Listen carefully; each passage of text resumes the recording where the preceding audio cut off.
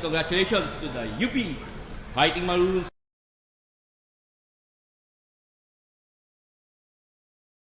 for beating the De La Salle Lady Spikers in 5 sets. The Fighting Maroons are still in the Final Four race with a 6-6 record. We have Coach Benson Bokbok, Cassie Dewey, Joan Monares, and Kian Olango. Coach, congratulations for this victory. Your team is still alive in the Final Four race. So, anong masasabi mo sa pinakitang effort na naman ng mga bata itong lalo't tinalo nyo isa sa mga pre-season favorites? What can you say? Okay, well, maganda yung nagawa. Well, may mga parts na nawawala sa plano, so medyo napapasigaw tayo doon. Pero bumabalik naman. Simple lang naman yung laro eh. Susunod lang naman sa game plan eh. I think magko-connect lahat. Yun lang, kaya minsan may roller coaster na naman, ay muntikan pa, pero buti nag-work naman in a crucial times yung mga ini-expect na nagagawa. So well, sa remaining games naman namin, La Salle, UST, Adamson, wala naman mapipili doon, lahat yung contender. So wala kaming choice kundi mag-push lang na mag-push. Lalo na patapos na. So hopefully mapagbigyan, makaabot ng top 4. Kung may chance, tignan natin. Pero lalaban tayo hanggang dulo. Thank you. To Cassie, you had 12 of 23 attacks and 3 blocks. So with the season on the line, your team able to pull this off. So what can you say about your effort and the team in general? What can you say? I think it's just finding that fight within us and within my teammates. You know, as soon as we feel like we might falter, I look to my teammates to kind of rekindle that spark inside, and I think that's what showed up tonight.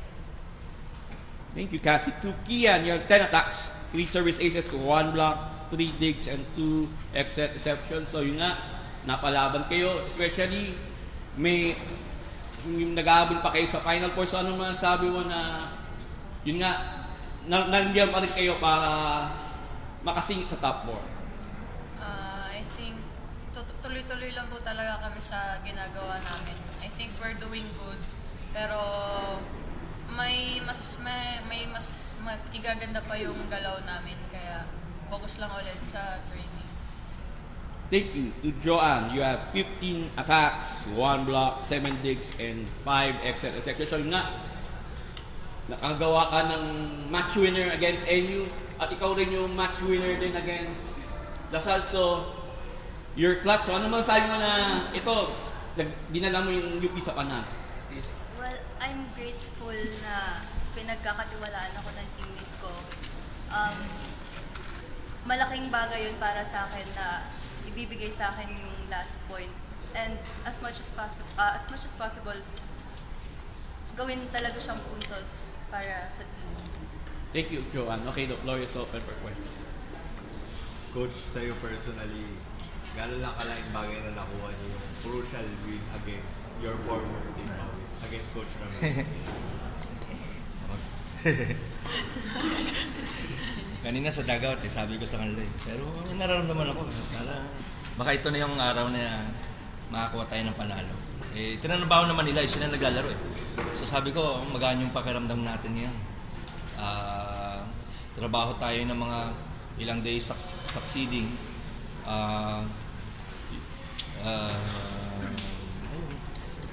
Okay naman, in-expect. So sabi, may mga bagay na sabi ko sa kanila, siyempre kikilala natin yung mga players sa kabila. So sabi ko, makinig lang kayo kung anong gagawin nyo. Ganito lang gagawin. Yung una, ang dami pang ginagawa. So, yung bandang dulo, nakukuha na nila, natatouch na nila yung mga block. So, ayun, siguro, basta susunod lang naman sila. Nagkataon, maganda yung panalo. So, dumikit pa eh. So, pero nice. Got them. Coach, gaano po siguro paano niyo po nagamit yung familiarity siguro with La Salle? Not only in this win but also in round 1. Parang anong parts po siguro nung time niyo doon yung ini-instill niyo sa kanila na kailangan ito yung approach when facing a team like this? Well, siguro compare sa ibang mga kalaban, mas maraming information sila nakuha sa La Salle. Pero ang reminder ko lang naman sa kanila is they focus on their own.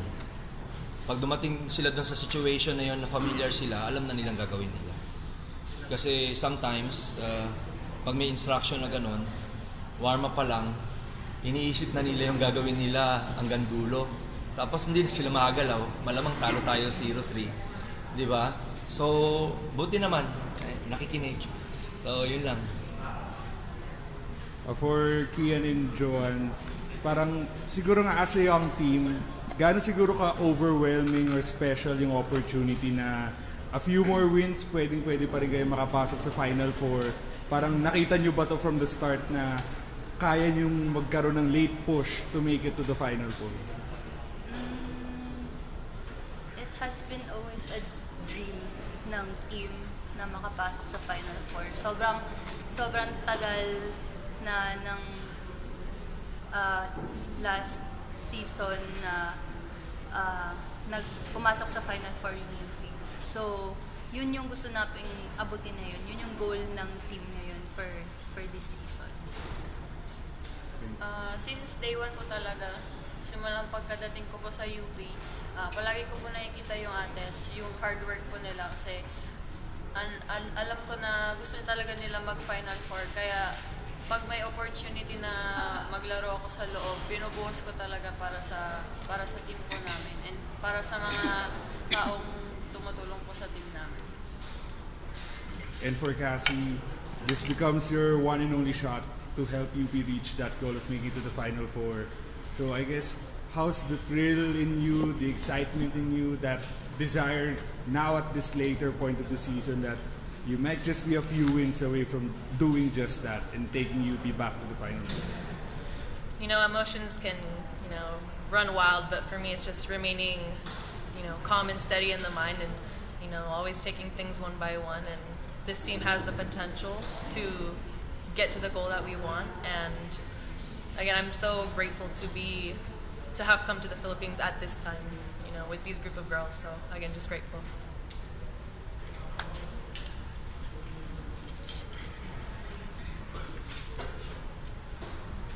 Coach, we have a 2-week break before you face UP and Adamson to wrap up the elimination round. So, UST and Adamson. So, ano yung magiging, syempre, dahil nga may break tayo, ito, mabigat ko panalong ito. So, ano yung gagawin nyo para, syempre, maging matibay pa rin yung mga girls going to the last 2 matches? Of course, we're not going to stop doon sa preparation kahit mahaba. We will discuss lang sa mga other coaches kung ano yung mga specific na gagawin sa ano yung mga options. Siguro we can have we can take this advantage na to get the time to rest our bodies, saka yung mind, saka yung mga puso, saka yung sa spirit. So hopefully pagbalik namin mas matibay pa kami after the break. Yeah.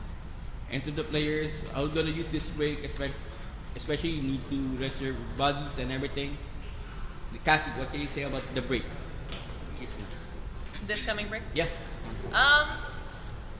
I think just from past recoveries and then this current break recovery, I think we've been doing all the right things, since one of our previous matches where, our bodies kind of tightened up. I think the recovery process that we've been applying has been working, and so we're going to apply the same thing this break, and we're going to be prepared for Sunday.